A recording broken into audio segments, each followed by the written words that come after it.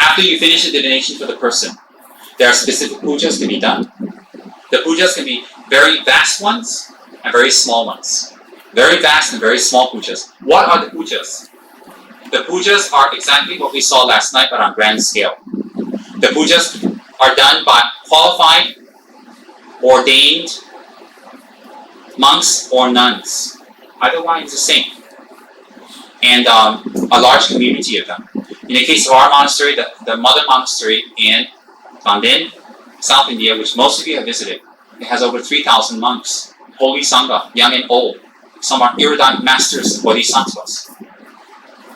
Some are trying to be. That's why I like to name them, trying to be. So anyways, when you order a puja there, you can do it large scale. Large scale is called lachi. Lachi puja. L-A-C-H-I. Lachi puja. The medium puja is Dratsang puja. D-R-A-T-S-A-N-G. Dratsang. Dratsang is half the monastery. The smaller puja is Kangzen puja. K-H-A-N-G-T-S-E-N. Kangzen puja. And that can, in our Kangzen, it can be about 200 monks. Then the smallest puja is if you can't afford it, then you have, example, you can be 10 monks, 15 monks, 20 monks, up to you, depending on the puja. Some pujas require a minimum of 4 monks. And what does a puja require? Some puja require offerings. Some pujas are reading scriptures. The 108 volumes of Buddha's teachings, they're very big. It takes 3,000 monks 1 whole day to read those scriptures. So for your benefit, for your overcoming of your obstacles. So what you provide for them is this: breakfast, lunch, and dinner, vegetarian. And they don't order from a restaurant. They buy the supplies from the nearby town, which takes them over an hour to get to, shop in a heat, and then another hour to get back after 3-4 hours of shopping. And they come back in a huge truck, a huge lorry. And they bring the vegetarian items back to the monastery.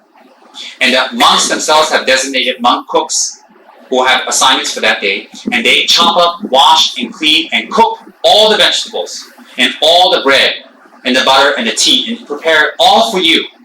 So you can waltz into the monastery and make the offerings yourself to the monks. They do it all, sweating like pigs, with respect.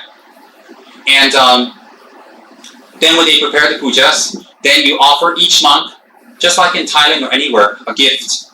So easier to buy a specific gift. We offer like money. The token amount usually is about 10 to 20 rupees per month.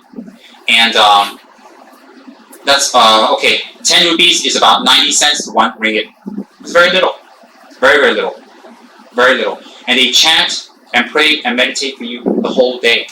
You're not paying them to do that. You're making a money offering to them to sustain their dharma work because they have no sponsors. They have no income. They have no work. And some monks I've seen only have 1 set of robes. And they wash that and they wait for it to dry and they wear it. I've seen it. I've seen monks in their underwear hanging out and asking them why. Because they have only 1 set of robes. Nothing else. In a bare room, if they have that. Some monks who come new, no room in the monasteries, they sleep out on the verandas with a mosquito net over them for years. I've seen it. I've seen it.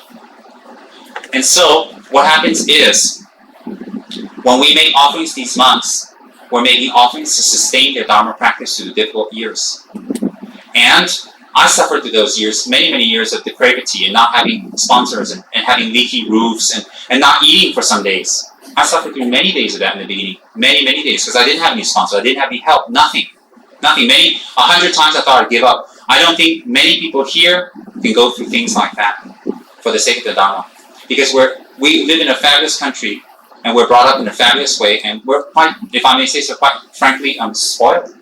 So any kind of difficulty for spiritual practice, we go, uh-oh. Why?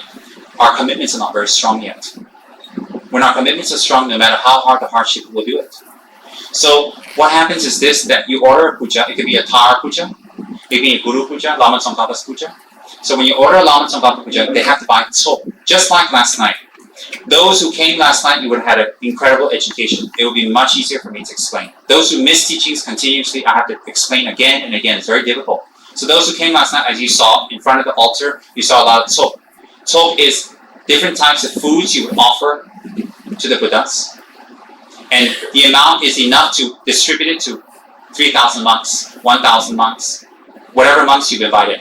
Because it's not nice. After the offering's been done to the Buddhas, some monks get and some don't. Of course, the elder ones get first. And so during the breakfast session, they will start their prayers. It's such an incredible feeling. All 3,000 monks will show up in the main prayer hall of Gandhin. And I went many times. I'm excited every time I see it. Until now. They'll gather and they'll start their rituals and do prayers. It's so beautiful. Even the high lamas will come and sit on their throne. You're like, wow, all in one place. And you prostrate to the Sangha because you take refuge in the real Sangha. Our Sangha here is just a make-up one. Just, for convenient reasons, we call it just a Sangha. The real Sangha is ordained beings. So what happens is, you make prostrations and you go downstairs, and all the monks are very kind. On your behalf, in front of you, they offer tea, bread to each single monk that was sponsored by you. Wow. Each monk gets their breakfast because of you. And it's so cheap. And they made it themselves. They don't incur any extra expenses, they make it themselves. And then they do prayers until noon. They take a bathroom break. And then they come back for lunch. And during lunch, they pass out one type of vegetables, depending on what you order. And some sponsors that they can afford it, they order one egg, a boiled egg for each monk. So each monk gets a boiled egg, a vegetable, and bread. They have their vegetables, they have their bread, and they have their lunch. And before they have it, it's such a meaningful experience. They hold these items and they think about you. They think about you. And they focus on the three jewels and they do a chant to offer the food up to the Buddha, the Dharma, and the Sangha for you. And after they finish, they eat it. When they finish, it's very moving. I get very emotional. Because they're so good, the monks. They're so good. Anyways, after they finish, they go back home and they rest. They come back about 2 o'clock and start the pujas, and then you offer them afternoon tea. Just tea. So the monks come out, they offer tea. You don't have to be there. You can or cannot be. You offer them tea. After you offer them tea, they start their prayers and rituals, and during dinner is offered to them again. A slab of bread that they made themselves, and some vegetables. And the sponsors can't afford eggs. And they offer them that. And then they finish their prayers. Usually after dinner, for about 1-2 hours, prayers finish. If it's a protected puja, it will be from around 6 a.m. in the morning till around 12 midnight. So then for protected pujas, which I've sat through for 2 days, many times, let me tell you, you don't fall asleep. You don't fart, you don't move. Because among the monks, there's a very big, tough monk elected by everyone we call the Geku, or the disciplinarian. And this disciplinarian doesn't sit. He walks up and down and watches who's chanting, who's not chanting. Usually the younger ones, And he has a big stick. And if you fall asleep, if you're not chanting, some monks, they're quite playful. They take their bread, they save it, and they throw it at you. I got that a few times, like, And then the disciplinarian comes around, catches you throwing bread at some of the other younger monks. So the young ones, they're young. While you get a stick. And let me tell you, you don't want to stick on your head in front of 3,000 monks. You feel pretty stupid. So if you lose space here, you try over there. You lose your whole body. And they don't make you stand in a corner or anything, but you get it whack. So I was thinking about some of the people I have here who always perpetually fall asleep during Dharma teachings or Dharma talk or pujas. Oh my, they will get it in the monastery, let me tell you. They will absolutely get it. They will get it. And what happens is this. You think, how can you hit a monk? It's not hitting a monk to abuse a monk. What is it? It is an older monk enforcing discipline of the monastery and the rules of the younger monks so they can grow up to be fabulous monks. Then, that's a puja. It can be a setra puja. It can be a tara puja. It can be many different types of pujas. Many different types. Each puja requires different types of rituals and different types of offerings. Some are more expensive. When we say we have to do a big puja, it's not you're being charged. What it is that specific items are needed. And the monks have to go into the city to buy these items to offer on your behalf. And the costage of that is what you're being charged. On top of that, if you want to give an offering to each monk, you may. If you don't want to, they're not gonna throw a bitch fit or anything. Nothing happens. So what happens is that when you do these pujas, these monks are doing the ritual from A to Z for you. So let me reiterate again. You can do the largest puja, which is extremely virtuous, all of Ganden Lachi, Lach on. And that puja is for over 3,000 monks. If all are residing there. Some go off for teachings or they have assignments, whatever. Alright?